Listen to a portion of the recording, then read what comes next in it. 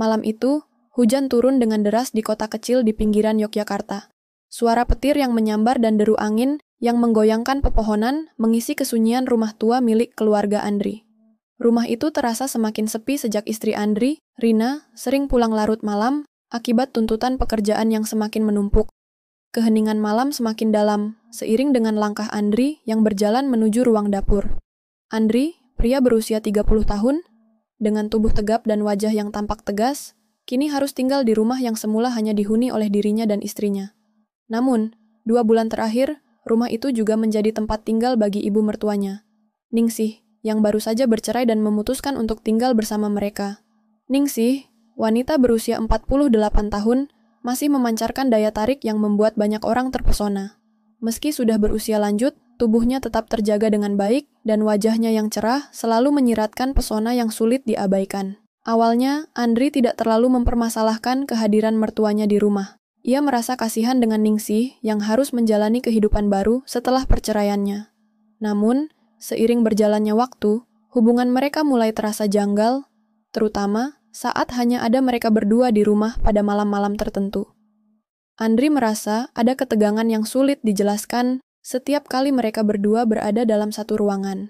Pandangan-pandangan yang tak biasa, senyum-senyum yang seringkali terpendam di balik keheningan, membuat Andri merasa ada sesuatu yang tak bisa ia hindari. Pada malam itu, seperti biasa, Rina harus lembur di kantor dan mengirim pesan singkat kepada Andri, memberitahukan bahwa ia akan pulang larut malam. Andri yang merasa sedikit jenuh dengan kesendirian memutuskan untuk berjalan ke dapur untuk mengambil segelas air. Hujan semakin lebat di luar, dan angin malam membawa aroma basah yang khas. Suasana rumah terasa semakin sunyi. Namun, langkah Andri terhenti ketika ia melihat sosok Ningsih terjatuh di dekat pintu dapur. Tubuh wanita itu terkulai lemas di lantai, tak bergerak. Andri segera berlari menghampiri mertuanya dengan panik, mencoba menolong. Ningsih, yang biasanya tegar dan mandiri, kini tampak sangat rapuh. Wajahnya pucat dan tubuhnya keringatan. Andri merasa cemas dan segera mengangkat tubuh Ningsih dengan hati-hati, membawanya ke sofa terdekat. "Bu Ningsih, bangun Bu," ucap Andri panik, berusaha menyadarkan mertuanya. Tangannya gemetar saat mencoba mengompreskan kain basah ke dahi wanita itu. Andri merasa seperti ada beban berat yang mendesak dadanya. Ini bukan hanya soal menolong, tetapi juga tentang kecemasan yang tak terucapkan. Saat ia duduk di lantai dekat Ningsih, tubuh mertuanya terasa sangat ringan namun hangat. Andri memandang wajah Ningsih yang terbaring dengan mata tertutup, tubuhnya masih gemetar. Andri merasa khawatir, tetapi di saat yang sama, ia tidak bisa menghindari perasaan yang muncul dalam dirinya. Sesaat, pandangannya tertuju pada tubuh Ningsih yang masih mengenakan daster tipis yang basah karena keringat. Andri berusaha mengalihkan pandangan. Tetapi, entah mengapa rasa penasaran itu terus berkembang dalam dirinya. Meskipun dia tahu bahwa ini salah, perasaan yang selama ini ia pendam tak bisa lagi dibendung. Wajah Ningsih, meskipun tampak lemah, tetap menyiratkan sesuatu yang tak bisa ia definisikan. Ketika ia membuka sedikit kancing daster mertuanya agar udara lebih segar, sebuah aroma khas tubuh wanita, itu langsung menyeruak ke indera penciumannya. Andri menelan ludah, merasa terperangkap dalam ketegangan yang semakin sulit dipahami. Ia merasa tidak hanya terjebak dalam situasi darurat ini, tetapi juga dalam perasaan yang sangat membingungkan. "Ini salah," batin Andri, berusaha mengingatkan dirinya. "Dia ibu mertuamu." Namun, saat matanya bertemu dengan wajah Ningsih yang terlihat damai, seolah ada sesuatu yang membisiki bahwa perasaan ini mungkin lebih kompleks dari yang ia kira. Keheningan malam itu semakin menebal, sementara di dalam dirinya, perasaan yang selama ini terpendam mulai menuntut ruang untuk keluar. Malam semakin larut, dan hujan pun tak kunjung reda. Andri duduk di samping Ningsih, menatap wajah mertuanya yang tertidur lelap setelah diberi pertolongan darinya. Rasa khawatir masih menguasai hatinya, meskipun kini wanita itu tampak lebih tenang dan bernafas dengan normal. Namun, di balik kelegaan tersebut, ada perasaan lain yang tak bisa Andri hindari. Dengan hati-hati, Andri menyelimuti Ningsih dengan selimut yang ada di sofa. Ketika ia duduk kembali di kursi, rasa tidak nyaman mulai merayap dalam dirinya. Pandangannya tertuju pada tubuh Ningsih yang tampak begitu rapuh, tapi dalam cara yang aneh juga menggoda. Andri merasa terjebak dalam kebingungannya sendiri. Berulang kali ia mencoba menepis perasaan itu, namun bayangan tubuh mertuanya yang terbaring lemah tetap menghantui pikirannya. Sejak malam itu, perasaan yang tak terungkapkan antara mereka berdua semakin sulit untuk dipahami. Setiap kali Andri berpapasan dengan Ningsih, baik di rumah maupun di luar, ia merasakan ketegangan yang aneh. Seringkali pandangan mereka bertemu, dan Andri merasa seolah-olah ada sesuatu yang tak diucapkan di antara mereka. Namun, mereka hanya saling menatap tanpa kata-kata, seolah berusaha saling mengerti tanpa harus mengungkapkan apapun. Andri tahu bahwa ini adalah perasaan yang salah, dan dia berusaha keras untuk menahan dirinya, agar tidak terjerumus lebih jauh. Ia berusaha untuk tetap fokus pada keluarga dan kehidupan yang ia bangun bersama Rina, istrinya. Namun, meskipun ia berusaha keras untuk menanggalkan perasaan itu, semakin hari, perasaan itu semakin mendalam. Setiap detik yang berlalu, Andri merasa seperti ada magnet yang menariknya untuk lebih dekat dengan Ningsih. Pada suatu sore yang cerah, Andri pulang lebih awal dari kantor, karena merasa lelah. Ketika ia memasuki rumah, ia mendapati Ningsih sedang duduk di ruang tamu. Terlihat memandangi sebuah foto lama yang terbingkai di meja. Andri berjalan mendekat, mencoba membuka percakapan. "Bu Ningsih, sedang apa?" tanya Andri, berusaha mengalihkan perhatian wanita itu dari kenangan masa lalu. Ningsih menoleh perlahan, tersenyum kecil. "Ah, hanya melihat foto-foto lama. Ini foto saat aku dan suamiku dulu. Masih muda," jawabnya dengan suara yang agak serak, seolah ada sesuatu yang terkubur dalam kata-katanya. Andri merasa sedikit canggung, meskipun ia mencoba tersenyum. "Mungkin kita bisa berbicara tentang hal lain, Bu. Aku ingin mendengar cerita-cerita lain dari masa muda Ibu." Tapi Ningsih hanya mengangguk pelan, lalu kembali menatap foto itu. Keheningan itu membuat Andri merasa semakin terjebak dalam suasana yang tak nyaman. Ia merasa ada jarak yang semakin jauh antara dirinya dengan mertuanya, padahal dulunya mereka sering berbincang dengan hangat. Lalu, tanpa diduga, Ningsih mengalihkan pandangannya dan menatap Andri dengan sorot mata yang dalam. Mata itu tampak memancarkan sesuatu yang sulit dijelaskan. "Andri, kamu tahu kan, tidak ada yang bisa menggantikan kenangan lama. Tapi, terkadang, kita perlu melihat ke depan," ujarnya dengan nada yang cukup lembut, namun penuh makna. Andri terdiam sejenak, terkejut dengan perkataan mertuanya yang seolah-olah menyiratkan pesan yang lebih dalam. Ia merasa seperti ada sesuatu yang tak pernah dibicarakan, sesuatu yang tersembunyi di antara mereka. Sebuah ketegangan yang membuatnya merasa tidak nyaman, namun juga memikat. Andri tak bisa memungkiri bahwa ada ketertarikan yang menggelisahkan dalam dirinya. Meskipun ia tahu betul bahwa hal itu tidak seharusnya ada. Beberapa hari berlalu, dan Andri berusaha menghindari perasaan-perasaan itu. Namun, ketegangan antara mereka semakin sulit dielakkan. Setiap kali ia berpapasan dengan Ningsih, ada perasaan aneh yang datang. Perasaan seolah-olah ia telah mengenal wanita itu lebih lama daripada yang seharusnya. Dalam setiap pertemuan singkat mereka, ada isyarat yang membuat Andri semakin merasa bingung. Suatu hari, ketika Andri kembali dari kantor dan memasuki rumah, ia mendapati Ningsih sedang menunggu di ruang tamu dengan ekspresi yang serius. Ada sesuatu yang berbeda dalam pandangan matanya. Ningsih tampak lebih tenang dari biasanya, namun ada ketegangan yang jelas terlihat di wajahnya. "Andri, aku perlu berbicara denganmu," kata Ningsih, dengan suara yang lembut namun tegas. "Ada beberapa hal yang perlu kita selesaikan." Andri merasa sedikit cemas mendengar kata-kata itu. Ia tahu bahwa percakapan ini tak akan mudah, dan entah mengapa, ia merasa bahwa Ningsih tahu tentang perasaan yang tumbuh dalam dirinya. Sebuah perasaan yang tak bisa ia ungkapkan, tetapi yang semakin kuat dengan setiap pertemuan. "Baik, Bu Ningsih, apa yang perlu kita bicarakan?" tanya Andri, berusaha terdengar tenang meski hatinya berdegup kencang. Ningsih memandang Andri dengan tatapan yang intens. "Andri, aku tahu kamu merasa tidak nyaman dengan perasaan ini. Tapi kita berdua tahu ada sesuatu yang tidak bisa dihindari. Kita tidak bisa terus mengabaikan kenyataan ini. Aku tahu kamu merasa..." Ningsih berhenti sejenak, seolah berpikir keras sebelum melanjutkan. "Terkadang, perasaan seperti ini memang muncul, meskipun kita tidak menginginkannya." Andri terdiam. Setiap kata yang diucapkan Ningsih seperti menguak lapisan-lapisan kebingungannya. Semua perasaan yang telah lama dipendam kini terbuka, dan ia tidak tahu harus bagaimana menghadapinya. Andri tak bisa lagi menyangkal apa yang ada dalam dirinya. Hujan deras malam itu membuat segala hal terasa lebih berat, lebih intens. Tatapan mata Ningsih yang penuh makna semakin menghantui setiap langkahnya, dan kata-kata yang pernah diucapkan wanita itu kembali berputar dalam pikirannya. Perasaan seperti ini memang muncul, meskipun kita tidak menginginkannya. Setiap malam, Andri merasa seperti ada sebuah tekanan besar di dadanya. Ia harus menghadapinya. Tetapi, apa yang harus dihadapi? Hubungannya dengan Rina, istrinya, tidak pernah seburuk ini. Mereka sepertinya semakin terpisah, meskipun mereka tinggal satu atap. Keintiman mereka telah luntur, digantikan oleh jarak yang semakin melebar. Rina tidak lagi memperhatikan dirinya seperti dulu, dan Andri merasa kesepian meskipun ada keluarga di sekelilingnya. Ia merasa terjebak di dalam hidup yang dipenuhi rutinitas, tanpa bisa keluar dari lingkaran tersebut. Pada malam itu, Andri pulang lebih larut dari biasanya. Hujan yang belum berhenti mengguyur membuat suasana semakin mencekam.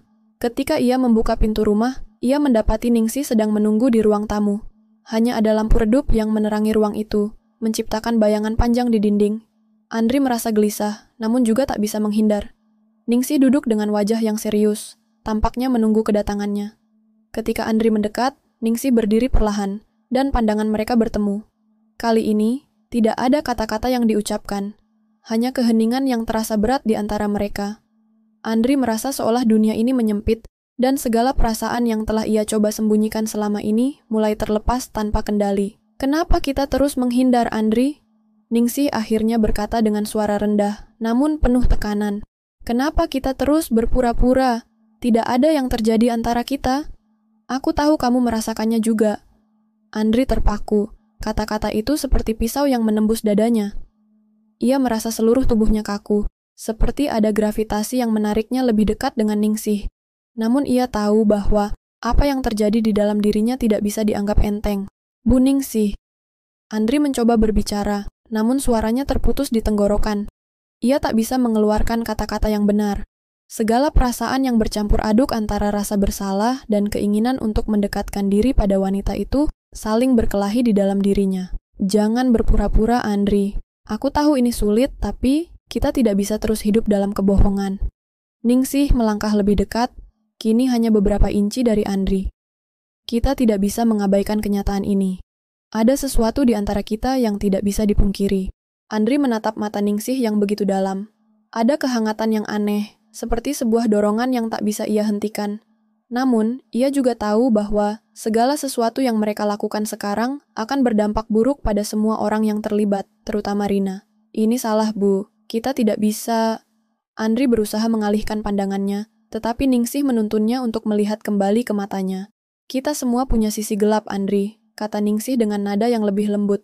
Meskipun ada kekuatan dalam kata-katanya, tidak ada yang sempurna, termasuk aku dan kamu. Tapi jika kita terus lari dari perasaan ini, kita akan terus hidup dalam kebohongan. Keheningan menguasai ruangan, hanya suara hujan yang terdengar dari luar. Andri merasakan ketegangan yang luar biasa di tubuhnya. Ia tahu bahwa sekali lagi, keputusan yang ia ambil malam ini akan mengubah segalanya. Namun, ia tak bisa menahan dorongan yang tumbuh dalam dirinya. Ningsih kini begitu dekat, dan perasaan yang tak terucapkan semakin jelas di antara mereka. Setiap detik terasa lebih berat, seakan waktu berjalan lambat. Tiba-tiba, Ningsih mengangkat tangannya dan menyentuh pipi Andri. Sentuhan itu begitu lembut, namun sekaligus penuh dengan intensitas. Andri terpaku, tubuhnya terasa beku di tempatnya. Ia bisa merasakan detak jantungnya yang semakin cepat. Keinginan itu semakin kuat, dan untuk sesaat, ia merasa seolah-olah dunia luar tidak ada lagi. Hanya ada mereka berdua. "Apakah kamu ingin melanjutkan hidup seperti ini, Andri?" Suara Ningsih kali ini lebih lembut, tetapi begitu memaksa. "Kita bisa bersama, jika itu yang kamu inginkan." Andri memejamkan matanya, seolah berusaha menanggalkan semua perasaan yang menggelayuti hatinya. Ia tahu apa yang harus dilakukan, namun ada sesuatu yang membuatnya terus terjebak. Dalam hati, ia mencintai Rina, meskipun hubungan mereka telah rusak. Namun, di sisi lain, ada dorongan kuat yang berasal dari tubuhnya sendiri, dari perasaan yang muncul begitu intens dengan Ningsih. Andri akhirnya membuka matanya, dan dalam satu gerakan yang tak bisa ditarik kembali, ia meraih tangan Ningsih dan memeluknya. Begitu dekat, mereka saling bertukar napas, merasakan keinginan yang menggelora dalam dada masing-masing. Seperti dua orang yang terjebak dalam badai, mereka akhirnya menyerah pada dorongan yang tak terhindarkan. Namun, pada saat itulah, sebuah suara memecah keheningan malam. "Suami, Ibu Ningsih!" Keduanya terperanjat. Andri menoleh dan tampak Rina berdiri di pintu dengan wajah pucat. Air mata mulai mengalir di pipinya. Rina berdiri di pintu, matanya yang basah dengan air mata menatap Andri dan Ningsih. Keheningan yang mendalam menyelimuti ruangan, dan waktu seolah berhenti bergerak. Andri merasakan jantungnya berdegup kencang. Semua yang telah terjadi, semua perasaan yang telah terpendam, kini seolah terkuak begitu saja, dan Rina adalah saksi dari kejatuhan itu. Ia tahu bahwa tidak ada jalan kembali, tidak ada penyesalan yang bisa mengubah kenyataan ini. Rina, Andri mencoba membuka suara, namun kata-katanya terasa tertahan. Mulutnya kering, dan ia merasa seperti kehilangan semua kekuatan yang pernah ia miliki. Ini tidak seperti yang kamu kira. Tidak seperti yang aku kira. Rina menjawab dengan nada yang hampir tidak bisa dikenali, antara cemas dan marah. Jadi, apa yang aku kira, Andri? Aku kira kamu masih suamiku. Aku kira kita masih punya sesuatu. Tapi ternyata aku hanya buta, kan? Melihat suamiku semakin jauh, sementara aku sibuk menutup mata atas semua ini. Rina melangkah masuk, menatap tajam kepada Andri dan Ningsih. Andri ingin menjelaskan, ingin memberitahu Rina bahwa itu bukanlah keputusan yang mudah, bahwa ia tidak pernah bermaksud menyakiti, tetapi kata-katanya seperti terkunci. Segala rasa bersalah yang telah lama terpendam menguasai dirinya, dan kini ia merasa lebih lemah dari sebelumnya. Apa yang kalian lakukan ini? Rina menatap Ningsih dengan mata penuh kemarahan dan rasa sakit. Aku tidak pernah tahu jika kalian berdua memiliki hubungan seperti ini di belakangku. Kenapa tidak ada yang memberitahuku? Kenapa kalian terus menyembunyikan semua ini dariku? Ningsih, yang sebelumnya tampak penuh percaya diri, kini terlihat terkejut dan cemas. Ia tidak pernah membayangkan bahwa kedatangan Rina akan mengungkap segalanya begitu cepat. Rina, kami tidak bermaksud untuk... Tidak bermaksud, Rina menyela dengan tajam. Kalian menghancurkan hidupku, Ningsih. Dan Andri, aku bahkan tak tahu lagi siapa kamu. Aku merasa seperti aku hidup dengan seseorang yang bukan suamiku lagi. Keadaan semakin tegang. Andri merasa seolah-olah dunia ini terlalu sempit untuknya. Semua yang ia lakukan, yang ia pikir akan membawa kebahagiaan, justru menghancurkan segalanya. Ningsih memandang Andri dengan tatapan penuh kecemasan, sementara Rina berdiri tegak, menahan tangis yang semakin tidak bisa dibendung. Aku tahu ini salah, Rina. Andri akhirnya berkata, suaranya pelan namun penuh penyesalan. Aku merasa terjebak dan aku tidak tahu bagaimana menghadapinya. Aku tidak pernah bermaksud untuk menyakitimu. Rina memejamkan matanya, berusaha menahan air mata yang mengalir deras. Tapi kamu melakukannya, Andri. Kamu melakukannya dengan memilih untuk bersembunyi, memilih untuk mengabaikan kami. Apa yang lebih menyakitkan daripada merasa tidak dihargai? Kamu berkhianat bukan hanya dengan tubuhmu, tapi dengan hatimu. Rina, Andri mencoba menggapai tangannya. Namun Rina mundur, menjauh darinya. Aku terlalu lama diam, dan itu menghancurkan kita semua. Ningsih, yang selama ini hanya menjadi bagian dari kekacauan ini, merasa terperangkap. Ia merasakan beban yang semakin berat di pundaknya. Aku tidak ingin merusak apa yang sudah ada, Rina. Tapi aku juga tidak bisa menyangkal bahwa apa yang terjadi di antara kami, itu nyata. Rina tidak bisa lagi menahan perasaannya. Ia berbalik dan berjalan menuju pintu. Jadi, ini akhir dari semuanya kan? Suaranya bergetar. Aku harus pergi sekarang. Aku tidak tahu bagaimana aku bisa melihat kalian berdua setelah ini. Andri ingin berlari mengejar Rina, tetapi ia tahu bahwa tidak ada yang bisa diperbaiki lagi. Tidak ada kata-kata yang cukup untuk memperbaiki rasa sakit yang telah ia timbulkan. Rina sudah terlalu jauh dari jangkauannya. Ia hanya berdiri di sana, terpaku, merasa kehilangan. Rina, tolong, jangan pergi. Andri berteriak, namun suaranya tenggelam dalam kesunyian malam yang kian dalam. Rina sudah berada di ambang pintu, sebelum akhirnya ia menoleh sebentar, dengan mata yang penuh air mata. Aku tidak tahu bagaimana cara aku bisa memaafkanmu, Andri, tetapi aku akan mencoba untuk melanjutkan hidupku. Dengan langkah berat, Rina keluar dari rumah mereka. Hujan masih turun, namun kali ini Andri merasakan hujan itu masuk ke dalam hatinya. Setiap tetes yang jatuh dari langit terasa seperti penderitaan yang tak bisa ia hindari. Ia tahu bahwa hidupnya telah berubah selamanya, dan tidak ada jalan kembali. Ketika Rina pergi, Andri merasakan kekosongan yang tak terisi.